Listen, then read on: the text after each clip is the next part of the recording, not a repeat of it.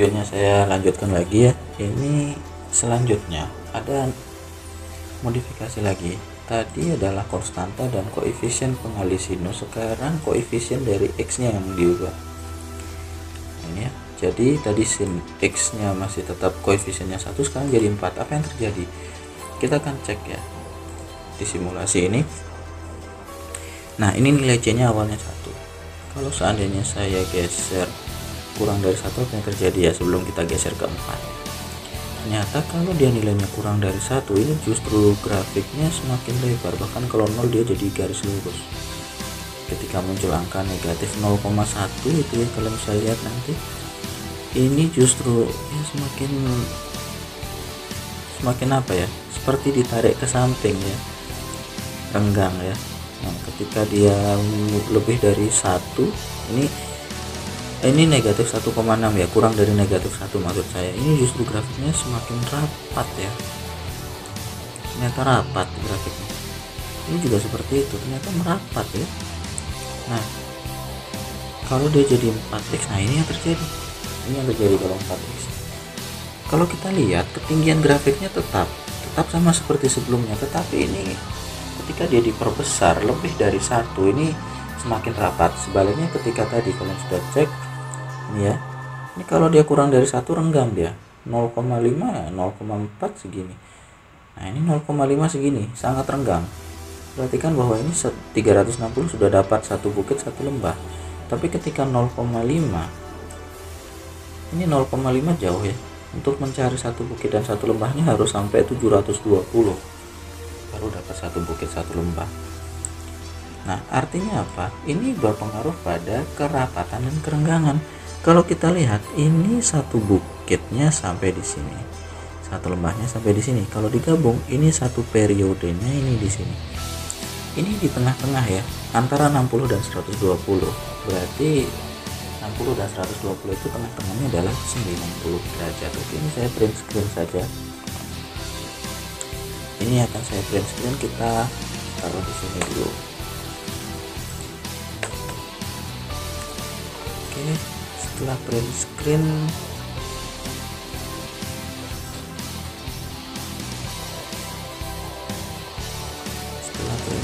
kita akan coba crop bagian yang tidak digunakan. Saya hilangkan beberapa bagian.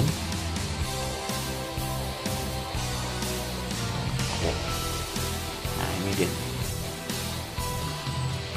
ya, kita akan data masing-masing nilainya ya. Ini saya copy saja karena beberapa bagian masih tetap sama.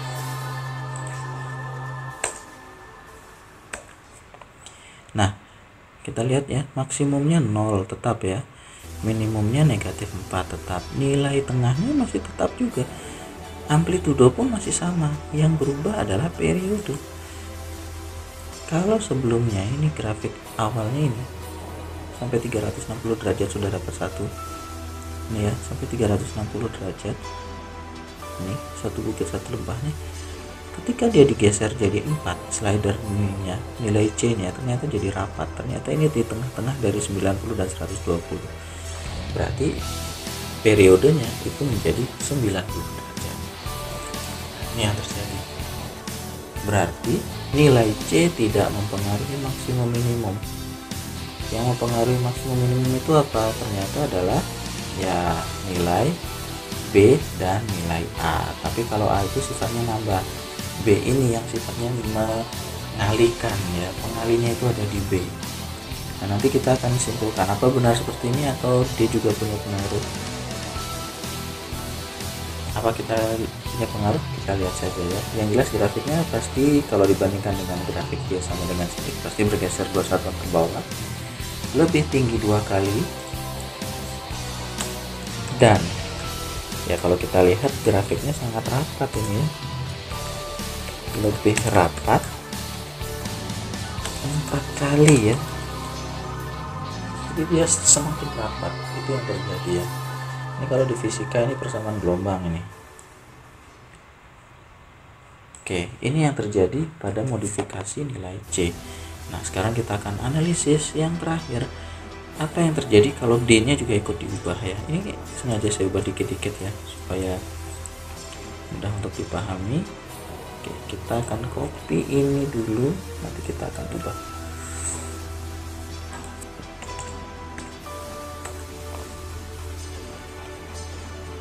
Kita akan ubah ini.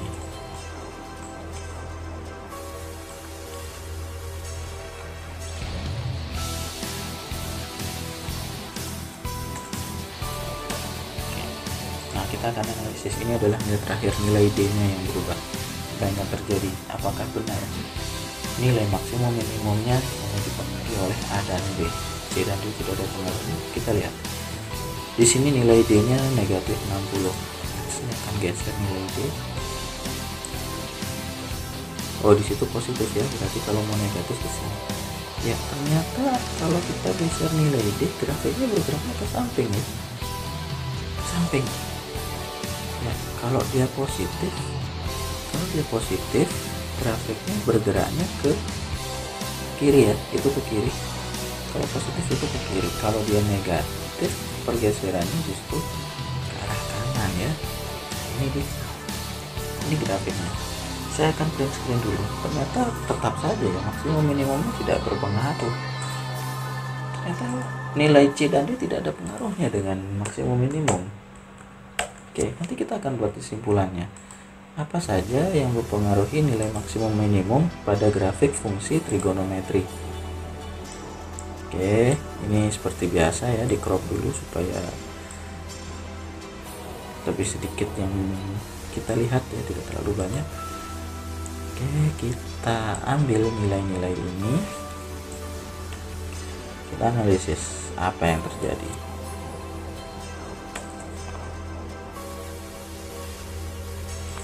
Oke,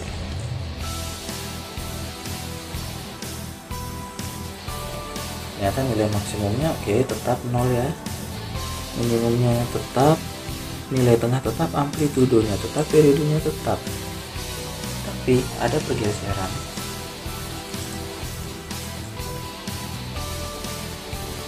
Lebih tinggi 2 kali, lebih rapat 4 kali, dan grafik ini ternyata bergeser. Nilai D itu mempengaruhi geseran. Geser kemana? Kanan dan kiri. Kalau dia negatif, dia bergesernya ke kanan. Kalau positif itu justru ke kiri ya. Tadi kalian bisa cek ini ya. Jadi ini kalau positif justru ke kiri dia. Kalau positif itu ke kiri. Nah, kalau ke negatif malah dia tambah ke kanan ya. Dan bergeser ke kanan sejauh, nah seberapa jauh ini kita harus lihat ya, kita harus lihat ini. Kita cek dulu ya, kita kembalikan dia ke posisi netral 0. Ini kalau dia 0 derajat itu seperti ini. Oke, ini agak susah juga kalau di zoom ya. Oke, sebentar. Nah,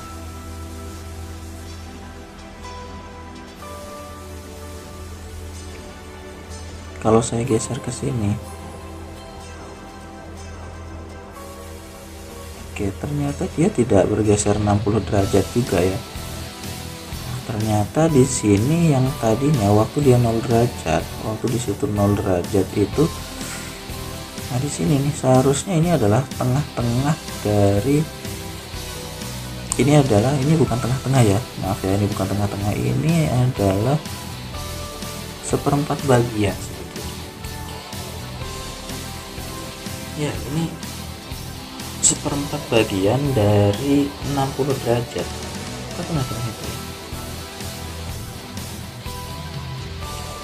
Oh, itu tengah ya, itu tengah ya. Ini agak susah di zoom. Jadi itu di tengah-tengah ya. Ini karena ini juga tengah-tengah juga. Oh, bukan. Ini tengah-tengah ya, berarti ini juga seharusnya ya 30 derajat ini. Ini seharusnya 30 derajat. Ini 120 derajat ya, agak susah karena dia di zoom. Nah, ketika dia seperti ini, ternyata bergeserannya dia bukan bergeser sejauh 60 derajat, bukan, tetapi hanya sedikit pergeserannya. Berapa? Kalau kita lihat ini bukan di tengah juga. ini seperti seperempat ya, nanti kalian bisa coba di zoom ya, atau saya coba yakinkan kalian dengan zoom ini. Oke, ini skalanya akan saya munculkan saja ya, karena kecil ini. X-axisnya, distance-nya saya kurangi saja, saya kasih 15 derajat. Kita lihat apakah itu betul sejauh itu ya. Nah, itu dia. Kalau set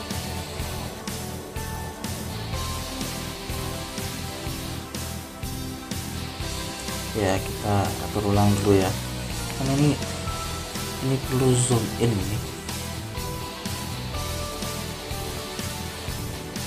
ya. Itu tadi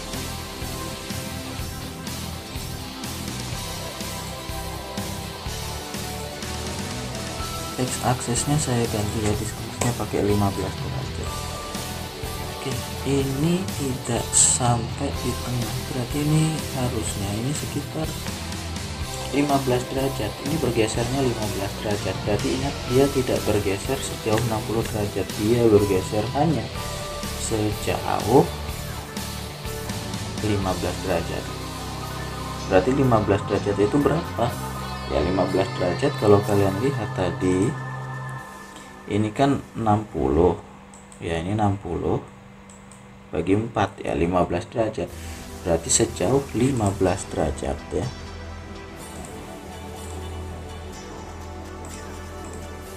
Ya agak susah ya melihatnya ya, karena memang dia harus di zoom juga dari grafik ini. Oke, jadi ini ya kira-kira hasil analisis seperti ini. Nah, sekarang kita akan buat analisis akhir, apa yang terjadi pada grafik ini.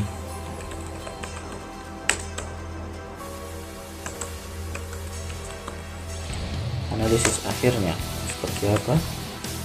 Oke, kita akan bahas grafik ini ya, karena nanti saya akan menanyakan di soal saya itu adalah maksimum minimum ya, jadi poin-poin ini akan saya tanyakan.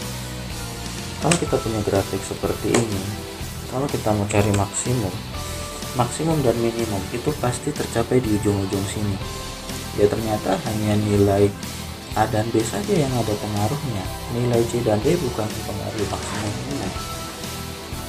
Jadi kalau kita mau cari nilai maksimumnya itu ya, kapan dia mencapai maksimum? Dia akan mencapai, jadi fungsi ini Y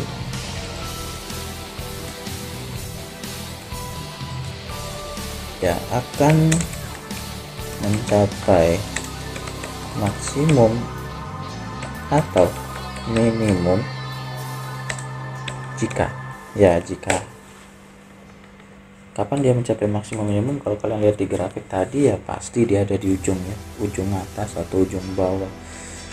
Kapan? Pastinya yang jadi penentu adalah nilai dari ini ya. Jika yang pertama ini sama dengan 1, nah kalau nilainya ini sama dengan 1, apa yang terjadi ya? Saya coba kita hitung-hitung dulu ya. Kalau nilainya ini sama dengan 1, otomatis nilai fungsi Y di sini ya. Jadi kalian tadi sudah lihat ya, berapapun nilai ini tidak pengaruh pada maksimum minimum, ini hanya pengaruhnya pada rapat renggang dan pergeseran kanan kiri. Jadi ini bisa saya abaikan, ini tidak usah lagi ada kelanjutannya itu. Saya akan langsung ganti ini nilainya pakai 1. Ini kalau ini kalian hitung, hati-hati dengan perhitungannya ya. Ini ada penjumlahan, ada perkalian ya. Pasti yang didahulukan itu adalah perkalian ya. Jadi ini min 2 ditambah, kalau itu dikalikan hasilnya 2, hasilnya adalah 0. Dia akan mencapai maksimum pada kondisi ini. Apakah selalu 1? Belum tentu, nanti kalian bisa cek ya. Kondisi ini yang pertama, atau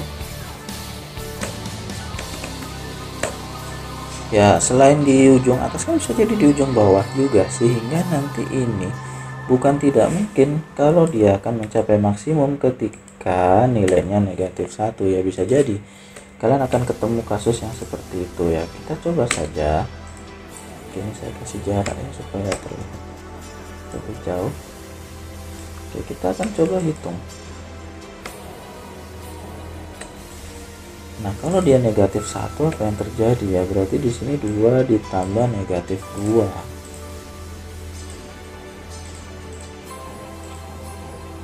Negatif 2 tambah negatif 2 ya, maksud saya ini negatif 4. Nah, ternyata mana yang lebih besar? Dia lebih besar ya, jelas 0 ya, daripada negatif 4, sehingga ini adalah nilai maksimumnya ya. Jadi maksimumnya ya di sana. Tadi kalian sudah hitung juga ya, ternyata benar kan, maksimumnya 0, minimumnya negatif 4, itu sudah terbukti. Jadi nanti kalian kalau berikan persamaan grafik mencari maksimum minimum, ya kira-kira caranya seperti ini ya. Kalian cari nilainya ketika sinusnya 1, negatif 1, dan seterusnya ya, sehingga ini nilai maksimumnya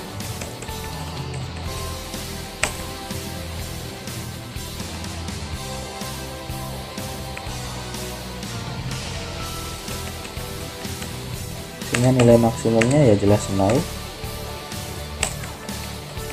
minimumnya adalah negatif 4 ya. Oke, jadi kalian sudah dapat maksimum minimum ya. Ini sebenarnya tidak susah ya. Jadi kalian tinggal perhatikan saja grafik tadi ya, nilai sin dan cos itu selalu maksimumnya 1, minimumnya negatif 1. Kalian tinggal substitusi saja, jadi kalian bisa abaikan semua yang ada di sini ya. Nanti kalian kalau mau tes silahkan ya, ini kalian ganti sampai 1000 bahkan 1 juta pun tidak akan membuat grafiknya bertambah besar ya. Ini hanya akan mempengaruhi kerapatan dan pergeseran kanan kiri. Nah, jadi maksimum minimumnya sudah ketemu. Nah, sekarang nilai tengahnya berapa? Nilai tengah ya kalian juga bisa gunakan ini, tercapai jika ya, kalau tadi ujung-ujung sudah dipakai ya kita gunakan tengah sekarang. Berarti sudah pasti ketika kita gunakan nilai tengah dasar. Dasarnya di grafik sinus itu kan tengahnya 0. Berarti ini saya pakai 0 saja. Berarti di sini otomatis 0, sini ya negatif 1 tambah 0 ya negatif 2 juga. Berarti sama ya dengan yang kalian dapat. Amplitudonya bagaimana? Amplitudo, nilai amplitudo itu kalian bisa cari dari koefisien ini sebetulnya. Koefisien ini.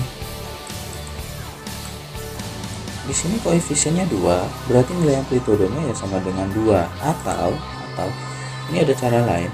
Amplitudo itu adalah jarak dari tengah menuju titik maksimum. Bisa jadi seperti itu. Banyak cara ya, banyak cara. Kalian bisa nilai tengah ke maksimum, bisa tengah ke minimum, bisa, atau ini dijumlahkan bagi 2 juga bisa. Atau yang paling praktis ya kalian gunakan saja ini. Amplitudo adalah harga mutlak dari nilai B. Nah, ini yang paling praktis ya, harga mutlak dari nilai B. Berapa? Ya kalau nanti B nya negatif ya ambil positifnya saja. Itu kan konsep nilai mutlak kan mempositifkan nilai, ini sudah kalian pelajari dulu semester. Amplitudonya 2. Sedangkan periode bisa kalian cari ini.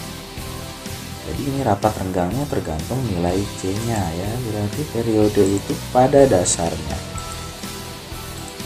fungsi trigonometri itu sinus dan kosinus, periodenya adalah 360 derajat ya. Itu sudah pernah dibahas sebelumnya ya, 360 derajat. Oke, ini saya ketik dulu dalam 1 derajat. Nanti kalau ternyata tidak ada derajat bagaimana ya, berarti kalian harus ubah dia menjadi pi radian dibagi dengan nilai D. Berapa nilai D nya ya kita coba cari nanti ya. Oke, ini saya copy dulu. Ini kalau equation ini agak lama. Kenapa? Karena kalau tidak seperti ini ya hurufnya tidak stabil ya. Ini kelemahannya Microsoft Equation yang versi baru. Nah, koefisien D nya tadi ini 4, ini 4 ya. Makanya nanti kalian sebelum bekerja pastikan dulu tuh teridentifikasi dengan benar ya. Ini kalau kalian hitung berarti hasilnya pasti nanti 90 derajat ya, hasilnya 90 derajat ya. Oke, kalau tidak ada 90 derajat bagaimana? Berarti kalian harus mengubah dia menjadi bentuk pi. Biasanya kan soal tidak bisa ditebak opsinya seperti apa. Tadi 90 derajat pi itu kalian sudah pernah saya jelaskan itu 180 ya. Jangan lupa di sini kalian tinggal masukkan nilai pi ya, supaya ukuran hurufnya stabil. Saya gunakan ini saja ya, ini signet. Oke ya, kira-kira memang seperti ini ya, mengetik dengan Microsoft Equation. Nah ini bisa disederhanakan ya, ini 180 nya 180 derajat ya, plus 180 yang lain-lain. Oke, ini kalau kalian sederhanakan ini hasilnya adalah 1/2 ya. Ya berarti ini hasilnya adalah, silahkan kalian hitung sendiri ya, 1/2 pi. Oke, berarti semua elemen sudah didapatkan ya. Makanya nanti sebelum kalian kerja kalian identifikasi saja dulu nilai A nya berapa, jadi itu akan sangat membantu kalian ya. Saya tambahkan saja di sini nilai A sama dengan -2, kemudian nilai B nya sama dengan, di sini saya taruh 2, kemudian nilai C nya sama dengan 4, terakhir nilai D sama dengan -60 derajat. Oke, jadi ini sangat membantu ya. Jadi kalian kalau kerja ya identifikasi saja masing-masing nilai ini ya, jadi semua akan kalian dapatkan. Oke, ini saya beri numbering saja, saya pakai bullet ya. Oke, silakan nanti kalian pelajari lagi, kalau perlu kalian ulangi sendiri, kalian bisa mengubah nilai tadi. Jadi itu memang sudah saya buat bisa dimanipulasi untuk kalian ubah-ubah.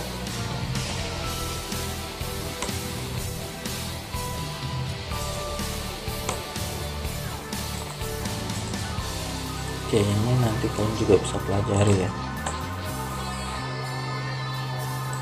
Jadi maksimum minimum sudah, nilai tengah, ini nilai tengahnya.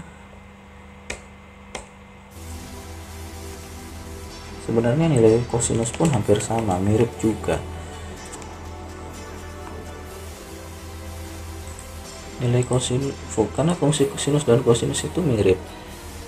Pada bagian tertentu sinus dan kosinus itu akan memiliki kesamaan ya. Saya naikkan saja. Ini adalah hasil analisis akhirnya ya. Oke, kira-kira seperti ini dulu ya, ini nilainya ya.